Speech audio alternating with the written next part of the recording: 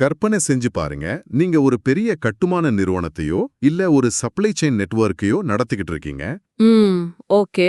உங்களோட களப்பணியாளர் ஒருத்தல் இன்டர்நெட் வசதியே இல்லாத ஒரு தொலைதூர கிராமத்துல நின்னுகிட்டு மிக முக்கியமான டேட்டாவை தன்னோட மொபைல்ல பதிவு செஞ்சிட்டு இருக்காரு. சரி. திடீர்னு அந்த ஆப் கிராஷ் ஆகுது. அவர் அது வரைக்கும் உள்ளீடு செஞ்ச டேட்டா அத்தனையும் அழிஞ்சு போயிடுது. ஐயகோ, பல மணி நேர உழைப்பு வீண் தானே. கண்டிப்பா. ஆனா அந்த சாஃப்ட்வேர் இருட்டுல கூட டேட்டாவை பத்திரமா சேவ் பண்ணி வச்சுக்கிட்டு திரும்ப இன்டர்நெட் கிடைச்ச மறுகணமே எந்த டேட்டாவும் சிதறாம கிளவுட்ல அப்டேட் பண்ணா எப்படி இருக்கும்? அது உண்மையிலே ஒரு கேம் சேஞ்சரா இருக்குமே. அதேதான். ஒரு நிறுவனத்தோட அன்றாட செயல்பாடுகள்ல இது எப்பேற்பட்ட தாக்கத்தை ஏற்படுத்தும். இந்த மாதிரியான ஆழமான விஷயங்களை தான் இன்னைக்கு நாம அலச போறோம். நம்மளுடைய இந்த விரிவான தேடலுக்கு உங்களை வரவேற்கிறேன். ஆமா, இன்னைக்கு இருக்கிற காலகட்டத்துல சரியான சாஃப்ட்வேர் அப்படிங்கிறது ஒரு ஆடம்பரம் கிடையாது. சொல்லப்போனா அதுதான் ஒரு பிசினஸ்க்கான மிகப்பெரிய போட்டி பலம், அதாவது காம்படிட்டிவ் அட்வான்டேஜ். கரெக்ட். இத பத்தி ட்ரீம் ஆஃப் ஒர்க்ஸ் நிறுவனத்தோட தரவுகளை வச்சு நாம இன்னைக்கு விரிவாக பார்க்க போறோம். அவங்களோட அடிப்படை தத்துவமே ரொம்ப சுவாரஸ்யமா இருக்கு. உண்மைதான். அவங்க வெறுமனே கம்ப்யூட்டர் கோடுகளை எழுதுறதில்ல, மாறாக பிசினஸ் சிக்கல்களுக்கான தீர்வுகளை உருவாக்குறாங்க. ஆங்கிலத்துல இத என்ஜினியர் சொல்யூஷன்ஸ் அப்படின்னு சொல்றாங்க. அதாவது வாடிக்கையாளரோட பிசினஸ் சவால்கள் என்ன, அவங்களோட இலக்குகள் என்ன அப்படிங்கறத புரிஞ்சுக்கிட்டு வேலை செய்யறது. எக்ஸாக்ட்லி. ஒரு சாஃப்ட்வேர் தொழில்நுட்பம் எவ்வளவு புதுசா இருந்தாலும் அதை பயன்படுத்துற மனிதர்களோட நடைமுறை சிக்கல்களை அது தீர்க்கலனா அது ஒரு கட்டத்துல பயனற்றதா மாறிடும். சரி, இத கொஞ்சம் நடைமுறை செயல்பாடுகளோட பொருத்தி பார்ப்போம். அவங்களோட தரவுகள்ல வெப் அப்ளிகேஷன்ஸ், பிசினஸ் போர்ட்டல்கள் இதெல்லாம் ரியாக்ட், நோட்.js, பைத்தான் மாதிரி தொழில்நுட்பங்களை வச்சு உருவாக்குறதா சொல்லியிருக்காங்க. ஆமா. இந்த டெக்னிக்கல் வார்த்தைகளை பல நிறுவனங்கள் சும்மா ஒரு விளம்பரத்துக்காகவே பயன்படுத்துவாங்க. ஆனா இது உண்மையிலே திரைக்கு பின்னாடி எப்படி வேலை செய்யுது? இப்ப நீங்க ஒரு பெரிய குடோனை நிர்வகிக்கிறீங்கன்னு வச்சுப்போம். சரக்கு இருப்பு எவ்வளோ இருக்குன்னு உடனுக்குடன் உங்களுக்கு தெரியணும். ஆமா, லைவ் அப்டேட்ஸ் வேணும். அந்த இடத்துல தான் இந்த ரியாக்ட் தொழில்நுட்பம் பயன்படுது. நீங்க ஒவ்வொரு முறையும் ஸ்கிரீனை ரெஃப்ரெஷ் பண்ண வேண்டிய அவசியமே இல்ல. பின்னாடி நடக்கிற மாற்றங்களை நிகழ்நேரத்துல, அதாவது ரியல் டைம்ல உங்க டேஷ்போர்ட்ல அது அப்டேட் பண்ணிக்கிட்டே இருக்கும். ஓஹோ, சூப்பர். அப்போ நோட்.js அப்படிங்கிறது ஒரு வலிமையான இன்ஜின் மாதிரி. தீபாவளி மாதிரி பண்டிகை காலங்கள்ல ஒரே நேரத்துல ஆயிரக்கணக்கான வாடிக்கையாளர்கள் அந்த ஆப்பை பயன்படுத்தினா கூட அது கிராஷ் ஆகாம டேட்டாவை அதிவேகமா கையாளும். அப்போ பைத்தான் எந்த இடத்துல வருது? பைத்தான் அந்த ஆப்புக்கு பின்னாடி இருக்கிற சிக்கலான லாஜிக் எல்லாத்தையும் ரொம்ப சுலபமா பகுப்பாய்வு செய்யும். இதெல்லாம் சேர்ந்ததுதான் ஒரு முழுமையான வெப் அப்ளிகேஷன். ரொம்ப தெளிவா சொல்லிங்க. ஆனா இங்க நம்ம நேயர்களுக்கு ஒரு கேள்வி வரலாம். என்ன கேள்வி? சந்தைக்கு மாதாந்திர சந்தாவுல நிறைய பொதுவான ERP, HR, பில்லிங் சாஃப்ட்வேர்லாம் கிடைக்குது. அப்புறம் ஏன் நம்ம நிறைய செலவு பண்ணி நமக்காக இப்படி ஒரு கஸ்டம் சாஃப்ட்வேரை உருவாக்கணும்? இது ரொம்ப முக்கியமான கேள்வி. இதுக்கு நான் ஒரு சின்ன ஒப்புமை சொல்றேன். சந்தையில பொதுவா கிடைக்கிற சாஃப்ட்வேரை வாங்குறது கடையில விற்கிற ஒரு ரெடிமேட் சட்டையை வாங்குற மாதிரி. அதாவது எல்லாருக்கும் ஒரே அளவுல தச்ச சட்டை. கரெக்ட். அது ஓரளவுக்கு உங்களுக்கு பொருந்தலாம், ஆனா கச்சிதமா இருக்காது. சில இடங்கள்ல தொளதொளன்னு இருக்கும், சில இடங்கள்ல டைட்டா இருக்கும். நீங்க தான் அதுக்கேத்த மாதிரி உங்களை அட்ஜஸ்ட் பண்ணிக்கணும். உண்மைதான். ஆனா ட்ரீம் ஆஃப் ஒர்க்ஸ் வழங்குற கஸ்டம் சாஃப்ட்வேர் அப்படிங்கிறது உங்களுக்காகவே அளவெடுத்து தச்ச ஒரு கச்சிதமான ஆடை மாதிரி. உங்க பிசினஸ் தேவைகளுக்கு அது 100% பெர்ஃபெக்ட்டா பொருந்தும். தேவையில்லாத எந்த ஒரு அம்சமும் அதுல இருக்காது. இந்த ஒப்புமை ரொம்ப அருமையா இருக்கு. இங்க கவனிக்க வேண்டிய இன்னொரு சுவாரஸ்யமான விஷயம் என்னன்னா, நீங்க முதல்ல சொன்னீங்க இல்லையா, அந்த ஆஃப்லைன்ல செயல்படுற திறன். ஆமா, இன்டர்நெட் இல்லாதப்போ வேலை செய்யறது. அது ஃபீல்டுல வேலை செய்யற பணியாளர்களுக்கு எவ்வளவு முக்கியம்னு நினைச்சு பாருங்க. இன்டர்நெட் இல்லாதப்போ மொபைல்ல இருக்கிற லோக்கல் டேட்டாபேஸ்ல டேட்டாவை பாதுகாப்பா என்கிரிப்ட் பண்ணி வச்சுக்கும். ஓ, சேவ் பண்ணி வச்சுக்கோம். அப்புறம் எப்ப உங்களுக்கு இன்டர்நெட் கனெக்ஷன் கிடைக்குதோ அப்போ ஆட்டோமேட்டிக்கா எந்த முரண்பாடும் இல்லாம கிளவுட் சர்வருக்கு அந்த டேட்டாவை அனுப்பிடும். இதனால எந்த டேட்டாவும் மிஸ் ஆகாது. கண்டிப்பா. மனித தவறுகள் குறையும், டேட்டா இழப்பு முற்றிலும் தவிர்க்கப்படும். இது கேட்டுட்டு இருக்கிற நீங்க ஒரு ஃபீல்டு சர்வீஸ் நெட்வொர்க்கை நடத்துறவரா இருந்தா, இந்த ஒரு அம்சம் உங்க பணியாளர்களோட தினசரி ஸ்ட்ரெஸ்ஸை எவ்வளவு குறைக்கும்னு யோசிச்சு பாருங்க. ஆமா, அவங்களோட உற்பத்தி திறன், அதாவது ப்ரொடக்டிவிட்டி பல மடங்கு அதிகரிக்கும். சரி, இதுவரைக்கும் அன்றாட பிசினஸ் செயல்பாடுகளை பார்த்தோம். ஆனா சில குறிப்பிட்ட துறைகளுக்கு வரும்போது இந்த பொதுவான அமைப்புகளை வச்சு ஒன்னும் பண்ண முடியாது இல்லையா? கண்டிப்பா முடியாது. ஒரு பொதுவான பில்லிங் சாஃப்ட்வேரை வச்சுக்கிட்டு ஒரு பெரிய பாலத்துக்கான கட்டமைப்பு எடையை கணக்கிட முடியுமா என்ன? அதுதான் ட்ரீம் ஆஃப் ஒர்க்ஸ் தரவுகள்ல பொறியியல் மற்றும் கட்டுமானத்துறை அதாவது ஏஇசி செக்டாருக்கான சிறப்பு தீர்வுகளை பத்தி சொல்லியிருக்கிறாங்க. AEC solutions. Tekla, Revit, AutoCAD மாதிரி சாஃப்ட்வேர்களுக்கான ஆட்டோமேஷன், அப்புறம் பிரத்யேகமான பிஏஎம் பிளக்கின்களை உருவாக்குறாங்கன்னு படிச்சேன். இங்க எனக்கு ஒரு சின்ன தயக்கம் இருக்கு. சொல்லுங்க, என்ன தயக்கம்? இப்ப ஆட்டோகேட் அல்லது ரிவிட் அப்படிங்கறதெல்லாம் பல பில்லியன் டாலர்கள் முதலீடு செஞ்சு உருவாக்கப்பட்ட பிரம்மாண்டமான சாஃப்ட்வேர்கள். ஆமா, உலகமே அதான் பயன்படுத்துது. அப்படி இருக்கும்போது அதை பயன்படுத்துற ஒரு இன்ஜினியரிங் கம்பெனிக்கு ஏன் தனியா இன்னொரு கஸ்டம் சாஃப்ட்வேர் தேவைப்படுது? அந்த பெரிய சாஃப்ட்வேர்களை ஏற்கனவே முழுமையா தானே இருக்கணும். இது ஒரு வலுவான கேள்விதான். இதை நம்ம ஒரு பரந்த கண்ணோட்டத்துல பார்க்கணும். அந்த பெரிய சாஃப்ட்வேர்கள் உலகத்துல இருக்கிற எல்லாருக்கும் பொதுவான ஒரு கேன்வாஸ் மாதிரி தான். ஓ, ஒரு பொதுவான வரைபடம் மாதிரி. ஆமா, ஒரு கம்பெனி இரும்பு பாலங்கள் கட்டலாம், இன்னொருத்தங்க மரத்துல வீடுகள் கட்டலாம், வேற ஒருத்தர் பெரிய வணிக வளாகங்களை வடிவமைக்கலாம். அப்போ ஒவ்வொருத்தருக்கும் ஒவ்வொரு விதமான தேவைகள் இருக்கும். கரெக்ட். ஒவ்வொரு நிறுவனத்துக்கும் அவங்களுக்கான பிரத்யேகமான ஒரு ஒர்க் ஃப்ளோ இருக்கும். உதாரணமா, ஒரு சிவில் இன்ஜினியர் ஒவ்வொரு முறையும் அளவுகளை எடுத்து அதை எக்ஸெல்ல டைப் பண்ணி ஃபார்முலா போட்டு எடையை கணக்கிட்டு திரும்ப அதை ஆட்டோகேட்ல வரையணும். அப்பா, இது ரொம்ப சலிப்பூட்டுற ஒரு வேலையாச்சே.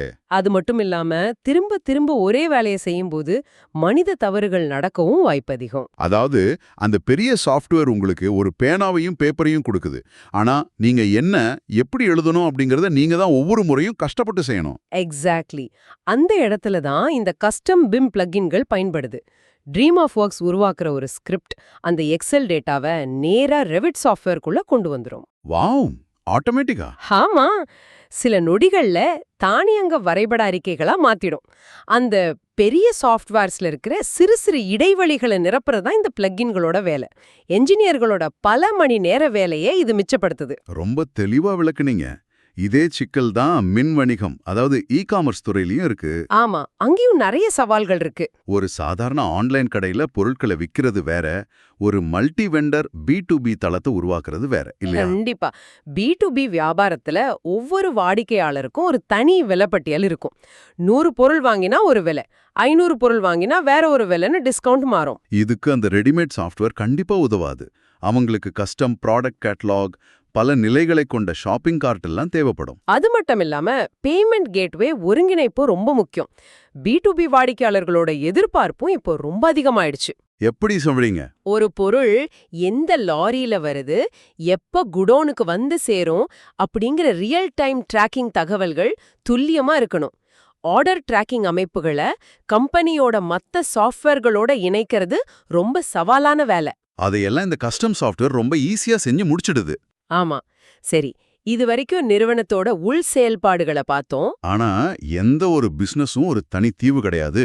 அது வெளியுலகத்துடனும் எதிர்கால தொழில்நுட்பங்களுடனும் எப்பவும் தொடர்பில் இருக்கணும். அதுக்கு தான் AI ஆட்டோமேஷன் எல்லாம் வருது. தரவுகள்ல AI சாட்பாட்கள் ஆவணங்களை செயலாக்குவது, அதாவது டாக்குமெண்ட் ப்ராசஸிங் பத்தி சொல்லியிருக்காங்க. அது ஓரளவுக்கு புரியுது. ஆனா இந்த பிரிடிக்டிவ் அனாலிட்டிக்ஸ், அதாவது முன்கணிப்பு பகுப்பாய்வு அப்படிங்கிறது எனக்கு கொஞ்சம் மிகைப்படுத்தப்பட்டதா தோணுது. ஏன் அப்படி சொல்றீங்க? ஏன்னா இது வெறுமனே கடந்த கால சேல்ஸ் டேட்டாவை வச்சுக்கிட்டு ஒரு சராசரிய கணக்கிட்டு எதிர்காலத்தை யூகிக்கும் ஒரு வேலை தானே. திடீர்னு ஒரு கோவிட் மாதிரியான பெருந்தொற்றோ இல்லை எதிர்பாராத சந்தை வீழ்ச்சியோ நடந்தா இந்த AI என்ன செஞ்சிட போகுது? ஒரு நிமிஷம். நீங்க சொல்றது பாரம்பரியமான பகுப்பாய்வு. அதாவது போன வருஷம் டிசம்பர்ல 100 குடைகள் வித்துச்சு, அதனால இந்த வருஷமும் 100 குடைகள் விற்கும்னு சொல்றது. ஆமா, அதான் ட்ரெடிஷனல் மெத்தட். ஆனா AI அடிப்படையிலான முன்கணிப்பு பகுப்பாய்வு அப்படி கிடையாது. இது பல 100 காரணிகளை ஒன்னா சேர்த்து பாக்குது. வானிலை அறிக்கை, சோஷியல் மீடியா ட்ரெண்டிங், உலக பொருளாதார மாற்றங்கள்னு எல்லாத்தையும் ஆராயும். ஓ, எல்லா டேட்டாவையும் அனலைஸ் பண்ணுமா? ஆமா, மனித கண்களுக்கு தட்டுப்படாத பேட்டர்ன்ஸை இது கண்டுபிடிக்கும். ஒரு எதிர்பாராத நிகழ்வு நடக்கும்போது கூட ரியல் டைம் டேட்டாவை வச்சு உடனடியாக தன்னோட கணிப்புகளை மாத்தி அமைச்சுக்கும். இது நிஜமாவே ஆச்சரியமா இருக்கு. உதாரணமா, அடுத்த மாசம் கச்சா எண்ணெய் விலை உயர வாய்ப்பு இருக்கு, அதனால இப்போதே ஸ்டாக்க அதிகப்படுத்துங்கன்னு ஒரு AI உங்க சப்ளை செயினுக்கு அறிவுரை வழங்குறத கற்பனை செஞ்சு பாருங்க. வாவ், இது பிசினஸ் முடிவுகள் எடுக்கிறதுல ஒரு மிகப்பெரிய பாய்ச்சல்னு தான் சொல்லணும். சரி, அடுத்ததா சாஸ் தயாரிப்புகள், அப்புறம் மல்டி டெனன்ட் கிளவுட் தளங்களையும் இவங்க உருவாக்குறாங்க. ஆமா, கிளவுட் தொழில்நுட்பம் ரொம்ப முக்கியம். இந்த மல்டி டெனன்ட் அப்படிங்கிற வார்த்தை கேட்பதற்கு கொஞ்சம் டெக்னிக்கலா இருந்தாலும் இதுக்கு பின்னாடி இருக்கிற லாஜிக் ரொம்ப எளிமையானது. இத ஒரு பெரிய அடுக்குமாடி குடியிருப்புக்கு ஒப்பிடலாம். நல்ல உதாரணம். தொடருங்களா? அந்த அடுக்குமாடி குடியிருப்புல இருக்கிற எல்லாருக்கும் ஒரே தண்ணீர் குழாய் அமைப்பு, ஒரே மின்சார வசதி தான் இருக்கும். ஆமா, காமன் இன்ஃப்ராஸ்ட்ரக்சர். ஆனா ஒவ்வொருத்தருக்கும் தனித்தனி வீடுகள், அதுக்குன்னு பிரத்யேகமான பூட்டுகளும் இருக்கும். ஒருத்தரோட வீட்டுக்குள்ள மத்தவங்க நுழைய முடியாது. கரெக்ட். அதுபோலவே சாஃப்ட்வேரோட உடிக்கட்டமைப்ப பல நிறுவனங்கள் பகிர்ந்துக்கிட்டாலும் ஒவ்வொரு நிறுவனத்தோட டேட்டாவும் ரொம்ப பாதுகாப்பா தனித்தனியா வைக்கப்பட்டிருக்கும். இது செலவு ரொம்பவே குறைக்கும். இந்த கிளவுட் தளங்களை உருவாக்கும்போது இன்னொரு முக்கியமான விஷயமும் வருது. அதுதான் ஏபிஐ ஒருங்கிணைப்பு. ஆமா, ரேசர் பே, ஸ்ட்ரைப், பேயூ மாதிரியான பேமெண்ட் கேட்வேக்கள், சிஆர்எம், வாட்ஸ்அப் பிசினஸ் ஏபிஐன்னு பல விஷயங்களை இவங்க ஒருங்கிணைக்கிறாங்க. இந்த ஏபிஐயோட முக்கியத்துவத்தை நேர்களுக்கு எப்படி விளக்குவீங்க? இந்த ஏபிஐகளை நான் ஐக்கிய நாடுகள் சபையில இருக்கிற மொழிபெயர்ப்பாளர்களுக்கு ஒப்பிடுவேன். ஓஹோ, அது எப்படி? இப்போ ஐக்கிய நாடுகள் சபையில ஒருத்தர் ஜப்பானிய மொழியிலையும் இன்னொருத்தர் ஸ்பானிஷ் மொழியிலும் பேசுறாங்கன்னா அவங்களுக்குள்ள தகவல் பரிமாற்றம் நடக்க ஒரு மொழிபெயர்ப்பாளர் கட்டாயம் தேவை. கண்டிப்பா தேவை. சாஃப்ட்வேர் உலகத்திலயும் அப்படிதான். நீங்க உருவாக்குன ஒரு கஸ்டம் ஆப்புக்கும் வாட்ஸ்அப் மாதிரி பிரம்மாண்டமான ஆப்புக்கும் எந்த சம்பந்தமும் இருக்காது. ரெண்டும் வேற வேற கம்ப்யூட்டர் மொழிகள்ல எழுதப்பட்டிருக்கும். உண்மைதான். ஆனா இந்த ஏபிஐ அப்படிங்கிற மொழிபெயர்ப்பாளர் தான் உங்க ஆப்ல இருந்து வாட்ஸ்அப்புக்கு தடையின்றி தகவல்களை கொண்டு போறார். உங்க வாடிக்கையாளர் வாங்கின பொருளுக்கான ரசீடு ஒரு நொடியில அவரோட வாட்ஸ்அப்புக்கு போய் சேருதுன்னா அதுக்கு காரணம் இதுதான். ரொம்ப அருமையான விளக்கம். இந்த ஒருங்கிணைப்புகள் தான் தனித்தனி தீவுகளா இருக்கிற தொழில்நுட்பங்களை இணைச்சு ஒரு பெரிய பாலத்தை உருவாக்குது. ஆமா, இது தவிர தரவுகள்ல ஐடி சப்போர்ட் பத்தியும் சொல்லியிருக்காங்க. எஸ்இஓ செய்யப்பட்ட வெப்சைட்கள், டெவாப்ஸ், கிளவுட் ஹோஸ்டிங், டேட்டா பேக்கப்னு நிறைய இருக்கு. இந்த டெவாப்ஸ் அப்படிங்கிறது வெறும் டெக்னிக்கல் வார்த்தை கிடையாது. சாஃப்ட்வேரை உருவாக்குற குழுவும் அதை இயக்குற குழுவும் ஒன்னா இணைந்து செயல்படுறது. அதாவது ஒரு புதிய அப்டேட் வரும்போது எந்த பிரச்சனையும் இல்லாம சாஃப்ட்வேர் தொடர்ந்து இயங்குறதுக்காக. சரியா? கரெக்ட். சிஸ்டம் உடையாம பாத்துப்பாங்க. அதே மாதிரி பேரிடர் மீட்பு திட்டமிடல், அதாவது டிசாஸ்டர் ரிகவரி. இது ரொம்ப முக்கியமான ஒண்ணு. பேரிடர் மீட்புனா வெறும் டேட்டாவை பேக்கப் எடுக்கிறது மட்டும் கிடையாது. நீங்க ஒரு பெரிய காமர்ஸ் தளம் வச்சிருக்கீங்கன்னு வச்சுப்போம். ஓகே. உங்க சர்வர் திடீர்னு செயலிழந்து போச்சுன்னா ஒட்டுமொத்த வியாபாரமும் முடங்கிடும். ஒவ்வொரு நிமிஷமும் பல லட்சம் நஷ்டம் ஏற்படும். ஆமா, அதை நினைச்சாலே பயமா இருக்கு. அந்த சூழல்ல சில நிமிஷங்கள்லயே வேறொரு இடத்துல இருக்கிற மாற்று சர்வர் மூலியமா வியாபாரத்தை மறுபடியும் பழைய நிலைக்கு கொண்டு வர்றது தான் இதோட நோக்கம். அதனாலதான் இத என்டர்பிரைஸ் கிரேட் பாதுகாப்பு அரண்கள்னு சொல்றாங்க. தொழில்நுட்பம் அப்படிங்கிறது ஒரு இன்சூரன்ஸ் மாதிரி. எல்லாம் சரியா நடக்கும்போது அதோட அருமை நமக்கு தெரியாது. ஆனா ஒரு சிக்கல் வரும்போது தான் நம்ம எவ்ளோ வலிமையான அடித்தளத்தை அவச்சிருக்கோம்னு புரியும். சூப்பரா சொன்னீங்க. நம்ம இதுவரைக்கும் ஏஐ, கிளவுட், ஏபிஐ, ஆட்டோமேஷன் நிறைய தொழில்நுட்பங்களை பத்தி பேசிட்டோம். ஆமா, நிறைய டெக்னிக்கல் விஷயங்களை அலசிட்டோம். ஆனா இதையெல்லாம் தாண்டி நீங்க ஒரு பிசினஸ் பண்றீங்கன்னா உங்க மனசுல வர்ற முதல் கேள்வி, இதனால எனக்கு என்ன லாபம், இது என் பிசினஸை எப்படி மாத்தும்? அதற்கான விடையும் ட்ரீம் ஆஃப் ஒர்க்ஸ் தரவுகள்ல தெளிவா இருக்கு. இதோட உண்மையான வணிக தாக்கம் ரொம்ப ஆச்சரியமா இருக்கு. என்ன சொல்றாங்க? இந்த மாதிரி திரும்ப திரும்ப செய்யற வேலைகளை ஆட்டோமேட் பண்றதுனால ஒரு வாரத்துக்கு 10 மணி நேரத்துக்கும் மேலான உழைப்பு சேமிக்கப்படுது. வாவ், 10 மணி நேரமா? ஆமா, அது மட்டும் இல்லாம ஸ்மார்ட் வேலைப்பாய்வுகள் மூலமா நிறுவனத்தோட செயல்பாட்டு செலவுகள்ல 40% வரைக்கும் குறையுதுன்னு சொல்றாங்க. ரியல் டைம் டேட்டா மூலமா வேகமா முடிவுகளையும் எடுக்க முடியுது. இதுதான் ரொம்ப சுவாரஸ்யமான பகுதி. நீங்க இதை கொஞ்சம் ஆழமா யோசிச்சு பார்க்கணும். 40% செலவு குறைப்பு அப்படிங்கிறது உங்க லாபத்தை நேரடியாக அதிகரிக்கிற ஒரு விஷயம். கண்டிப்பா. அதை விட முக்கியமா வாரத்துக்கு 10 மணி நேரத்தை மிச்சப்படுத்துறது அப்படிங்கிறது நேரத்தை விலை கொடுத்து வாங்குறதுக்கு சமம். அந்த 10 மணி நேரத்தை டேட்டா என்ட்ரி செய்யறதுலயோ எக்ஸல் ஷீட்டுகளை செக் பண்றதுலயோ செலவிடாம புதிய பிசினஸ் உத்திகளை யோசிக்கலாம். அதேதான், புதிய வாடிக்கையாளர்களை தேடுறதுல முதலீடு செஞ்சா அந்த நிறுவனத்தோட வளர்ச்சி பல மடங்கு அதிகரிக்கும். 100% உண்மை. ஒரு ஸ்டார்ட் அப் நிறுவனமா இருந்தாலும் சரி, ஒரு பெரிய கார்ப்பரேட்டா இருந்தாலும் சரி, முதல் முறையிலே சரியானது உருவாக்குறது, அதாவது build it right the first time, இதுதான் மிக முக்கியமான பிசினஸ் ஸ்ட்ராட்டஜி.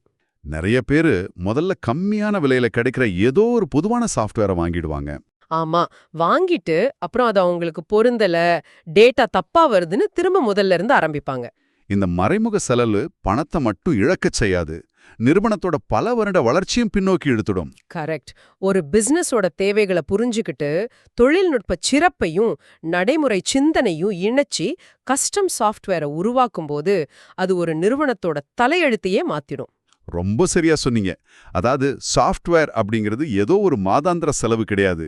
அது எதிர்காலத்துக்கான ஒரு வலுவான கட்டமைப்பு முதலீடு. கண்டிப்பா. உங்களுடைய தொழில் யோசனைய அல்லது நீங்க சந்திக்கிற ஒரு பிசினஸ் சிக்கல ட்ரீம் ஆஃப் ஒர்க்ஸ் நிறுவனம் எப்படி ஒரு அளவிடக்கூடிய சிறப்பான தீர்வா மாத்துறாங்க அப்படிங்கறத இன்னைக்கு நாம விரிவா அலசி ஆராய்ந்தோம். அவங்க தங்கள வெறும் கம்ப்யூட்டர் கோடு எழுதுறவங்களா காட்டிக்கல, மாறாக உங்களோட பிசினஸ் வளர்ச்சியில தோள் கொடுக்கிற ஒரு தொழில்நுட்ப பங்காளியாவே செயல்படுறாங்க. நிச்சயமா. நம்ம நேயர்கள் தங்களுடைய நிறுவனத்துக்கு இந்த மாதிரி ஒரு பிரத்யேகமான கச்சிதமான சாஃப்ட்வேரை உருவாக்க நினைச்சா ஒரு சிறந்த டெக்னாலஜி பார்ட்னரை தேடுறாங்கன்னா ட்ரீம் ஆஃப் ஒர்க்ஸ் நிறுவனத்தை தாராளமா தொடர்பு கொள்ளலாம். ஆமா, அவங்களோட மொபைல் நம்பர் +91 7871 665841. திரும்பவும் சொல்றேன், +91 78716 65841. மின்னஞ்சல் மூலமா தொடர்பு கொள்ளணும்னு நினைச்சா dreamofworks@gmail.com அப்படிங்கிற முகவரிக்கு மெயில் அனுப்பலாம். சிறப்பான தகவல். இந்த ஆழமான அலசலை முடிக்கிறதுக்கு முன்னாடி உங்களை ஒரு கேள்வியோடு விட்டு செல்ல விரும்புறேன். என்ன கேள்வி அது? நாம பார்த்தபடி இந்த கஸ்டம் சாஃப்ட்வேர்கள் நம்மளோட 40% செயல்பாட்டு செலவுகளையும் வாரத்துல 10 மணி நேர கடின உழைப்பையும் குறைச்சிடுதுன்னா, அப்படி மிச்சப்படுத்தப்படுற அந்த நேரத்தை எந்திரங்களால ஒருபோதும் செய்ய முடியாத எந்த மனிதஞ்சார்ந்த விஷயங்களுக்காக நீங்க பயன்படுத்த போறீங்க? ரொம்ப ஆழமான சிந்தனை. உங்க வாடிக்கையாளர்களிடம் ஆழமான உறவை வளர்ப்பதிலா, அல்லது அடுத்த மாபெரும் வணிக யோசனையை உருவாக்குவதிலா? உங்க நேரத்தோட உண்மையான மதிப்பு என்ன அப்படிங்கறத பற்றி கொஞ்சம் சிந்திச்சு பாருங்க. மீண்டும் ஒரு சுவாரஸ்யமான தேடலில் சந்திப்போம்.